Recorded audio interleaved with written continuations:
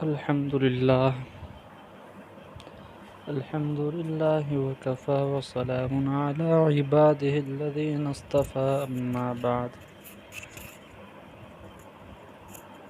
اللهم صل على محمد صلى الله عليه وسلم اللهم صل على محمد صلى الله عليه وسلم اللهم صل على محمد صلی اللہ علیہ وسلم۔ محترم و مکرم عزیز ساتھیوں، جیسا کہ الحمدللہ اعلان کے مطابق 2 دن سے ہم فصل در اہتمام نماز کے بارے میں یعنی نماز کے اہتمام کے بیان میں نماز کے اہتمام سے کیا حاصل ہوتا ہے اور نماز کے چھوڑنے سے کیا گناہ ہوتا ہے پڑھ رہے تھے۔ صحابہ کی باتیں اور ائمہ اکرام ائمہ مجتہدین کے اقوال اور حضور صلی اللہ علیہ وسلم کے احادیث۔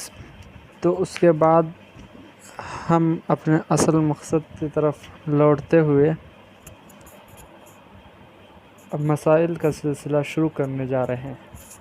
تو سب سے پہلے ہم انشاءاللہ سیکھیں گے پاکی کے آداب۔ سب سے پہلے ہم سیکھیں گے پاکی، طہارت۔ حضرت نے کتاب الطہارہ کے نام سے یہاں پر جو ہے باب شروع کیا ہے۔ سب سے پہلے وضو کا فصل پڑھ لیتے ہیں۔ جان لو کہ فرض در وضو، جان لو کہ وضو میں فرض 4 چیزیں ہیں۔ اللہ تعالیٰ فرما رہے ہیں کہ جان لو وضو میں 4 چیزیں فرض ہیں۔ نمبر 1 چہرے کا دھونا۔ پہلی چیز کیا ہے فرض ہے وضو میں؟ چہرے کا دھونا۔ کہاں سے لے کر کہاں تک؟ سر کے بال سے یعنی پیشانی کے بالوں سے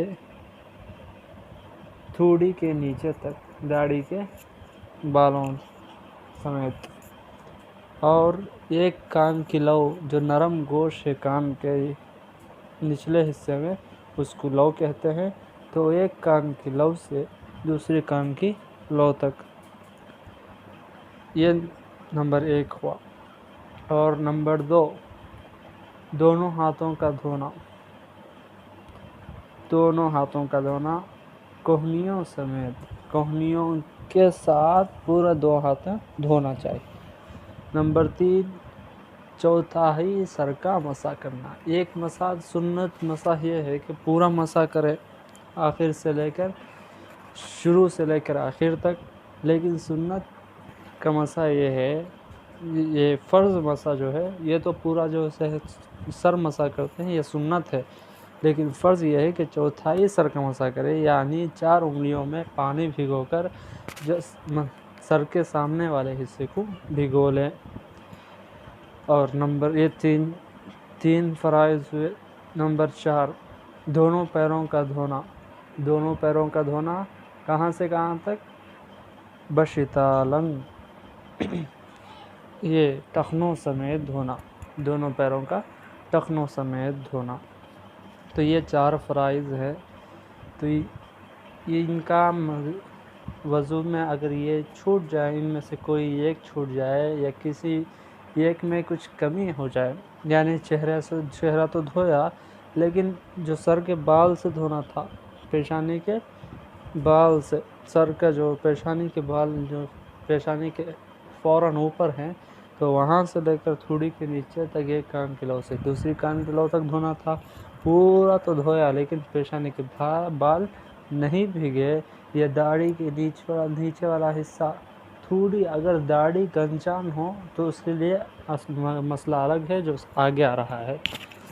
یہ پہلے یہ بات یاد رکھ لیں، اگر تھوڑی کے نیچے پانی نہیں گیا یا ایک کان کو لو تو لگ گیا، پورا چہرہ دھویا، ایک کان کی لو کو پانی لگا، دوسرا کان کی لو تھوڑا سوکھا رہ گیا، یا دونوں کوہنیوں سمیت تو دھویا لیکن کچھ حصہ کوہنیوں کے پاس کچھ حصہ سوکھا رہ گیا، یا مسح میں اگر کچھ کوتاہی ہوئی، چوتھائی حصے سے اگر کم مسح کیا تو یہ بھی نہیں ہوگا۔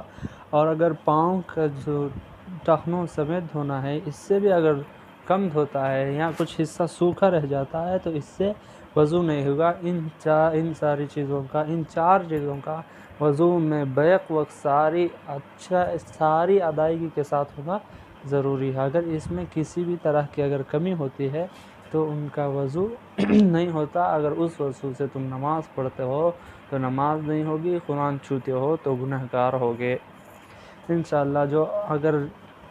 اور جو آگے وہ گنجان داڑھی یعنی گھنی داڑھی کے بارے میں، اور ایسے ہی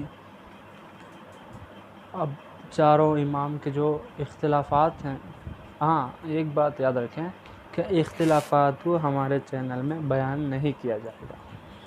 ہمارا چینل حنفی مسلک پر ہے، تو اسی حنفی مسلک کا جو مسئلہ ہے اس کو آپ تک پہنچایا جائے گا۔ دوسرے اختلافات جو ہیں وہ بیان نہیں کیے جائیں گے۔ اور داڑھی کا مسئلہ جو ہے وہ ابھی سن لیجئے، کیونکہ کل صرف ایک سطر ہے، اس کے بعد سے سارے اختلافات ہیں، تو اختلافات کو بیان نہیں کیا جائے گا ہمارے چینل میں، تو سن لیجئے۔ اگر داڑھی گھنی ہو یعنی بہت زیادہ بال ہوں اور پھیلی ہوئی داڑھی ہو تو رسادیدن آپ زیر منہ ریش ضرور نیست پانی کا پہنچانا۔ اگر داڑھی گھنی ہو، بہت ساری بڑی داڑھی ہو، تو یہ ضروری نہیں ہے کہ پانی کا بالوں کے نیچے پہنچنا۔ کسی معلوم ہے اب اسے بلکہ انہیں تھوڑا داڑھی جگ میں اتار لے کو، انہیں بگٹ میں اتار لے تو تھوڑی پریشانی ہے سب۔ اس لیے ہمارے شریعت ہمیں کیا کرتی ہے، آسانی کرتی ہے کہ اگر داڑھی گھنی ہو تو اس کے زیر منہ ریش، داڑھی کے بالوں کے نیچے اندر تک پانی پہنچانا ضرور نہیں ہے۔ اللہ تعالی ہمیں عمل کی توفیق عطا فرمائے اور پورے فرائض کو اچھی طریقے سے ادا کرنے کی توفیق عطا فرمائے۔ جیسا کہ کہا گیا کہ ہمارے چینل میں اختلافات نہیں بیان کیے جائیں گے، بس ہمارا چینل حنفی مسلک اہل سنت والجماعت حنفی دیوبندی مسلک پر کھولا گیا ہے، تو صرف ہم حنفی مسائل کو بیان کریں گے انشاءاللہ۔ اللہ تعالی مجھے بھی اور آپ کو بھی عمل کی توفیق عطا فرمائے اور مخلص کو خالص دین کی خدمت کی سوچ رکھنے کی توفیق عطا فرمائے، اس میں دنیاوی خیالات لانے سے عاجز کی حفاظت عطا فرمائے۔ آمین۔ وآخر دعوانا الحمدللہ رب العالمین، والسلام علیکم۔